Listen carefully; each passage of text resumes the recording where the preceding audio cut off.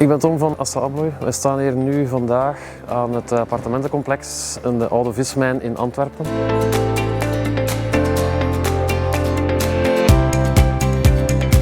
De poort hier achter mij heeft een toegang tot ongeveer een 300 parkeerplaatsen.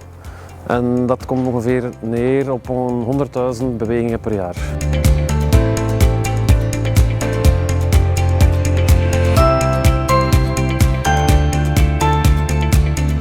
Deze poort is niet de goedkoopste poort, maar wel de beste oplossing voor deze situatie.